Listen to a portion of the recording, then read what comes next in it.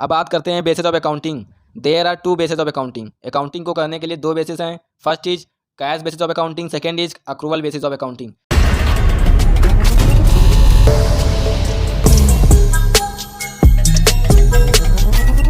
आइए हम इसको अच्छे से विस्तार में समझते हैं। पहले हम समझेंगे cash basis of accounting. This basis record only cash transactions. Cash basis में सिर्फ कैश ट्रांजेक्शन्स को रिकॉर्ड करते हैं in irrespective period and ignore credit transactions. Credit transactions को इग्नोर कर देते हैं। Second point, only those incomes are recorded which have been received in cash. सिर्फ उन इनकम्स को रिकॉर्ड करेंगे जो कि कैश में रिसीव हुई हैं। Point number 3, only those expenses are recorded which have been paid in cash. सिर्फ उन एक्सपेंसेज को, उन खर्चों को रिकॉर्ड करेंगे जो कि हमने कैश में पेमेंट किए हैं। Point 4, this basis is not recognise under the companies act 2013। Cash basis under companies act 2013 के अंदर रिकॉग्नाइज नहीं है। Point 5, this basis does not ascertain correct profit और लॉस। यह basis correct profit and loss को determine नहीं करता है बिकॉज क्योंकि it does not make a complete record of all cash and credit transaction. क्योंकि यह कंप्लीट रिकॉर्ड नहीं करता है कैश और क्रेडिट ट्रांजेक्शन का, सिर्फ और सिर्फ कैश ट्रांजेक्शन को रिकॉर्ड करता है, इसीलिए ये करेक्ट प्रॉफिट एंड लॉस को डिटरमाइन नहीं करता है। Point number 6, this basis is suitable for professional people. यह बेसिस सिर्फ सुटेबल है उन लोगों के लिए, प्रोफेशनल लोगों के लिए, like doctors, lawyers. Accrual basis of accounting, this basis records cash as well as credit transactions. Accrual basis में हम कैश और क्रेडिट दोनों ट्रांजेक्शंस को रिकॉर्ड करते हैं इन इरिस्पेक्टिव पीरियड। वो चाहे जिस पीरियड की ट्रांजेक्शन हो, चाहे वो पास्ट ईयर की हो, चाहे प्रेजेंट ईयर की हो, चाहे फ्यूचर ईयर की हो, सारी की सारी ट्रांजेक्शंस को रिकॉर्ड कर लेंगे अक्रूवल बेसिस में।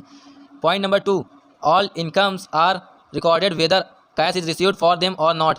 सारी इनकम्स, सभी इनकम्स को हम रिकॉर्ड करेंगे, चाहे पैसा मिला हो चाहे ना मिला हो, डज नॉट मैटर, कोई मैटर नहीं करता, सारी इनकम्स को हम रिकॉर्ड कर लेंगे। Point 3, all expenses are recorded whether cash is paid for them और not.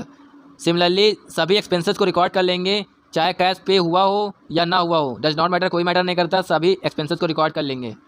Point 4, this basis take into consideration all such item. इस बेसिस में ये सभी चीज़ें कंसिडरेशन होंगी जो कि हम कैश बेसिस में नहीं करते हैं। Outstanding expenses, prepaid expenses, accrued income and income received in advance, ये सभी चीज़ें अक्रूवल बेसिस में कंसीडर की जाएंगी। Point number 5, this basis recognized under the companies act 2013। Cash accrual basis जो है ये कंपनीज एक्ट 2013 के अंडर रिकॉग्नाइज है। Point 5, this basis ascertain correct profit और loss.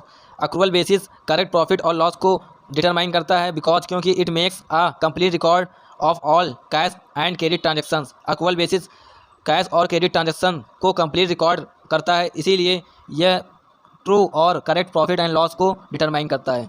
Point 6, this basis is adopted by business enterprise with profit motive. Accrual basis adopted किया जाता है business enterprise के द्वारा विद प्रॉफिट मोटिव, जिसका मोटिव होता है प्रॉफिट अर्निंग। नेक्स्ट टॉपिक है हाइब्रिड और मिक्स्ड बेसिस ऑफ अकाउंटिंग। यह इस चैप्टर का लास्ट टॉपिक है।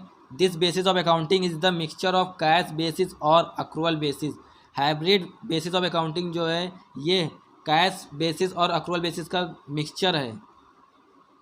Under hybrid basis of accounting, hybrid basis of accounting के अंदर revenues and assets are recorded on cash basis. Revenues और असेट्स को रिकॉर्ड किया जाता है कैश बेसिस पर, where as expenses and liabilities are recorded on accrual basis. Expenses और liabilities को रिकॉर्ड किया जाता है अक्रूवल बेसिस पर।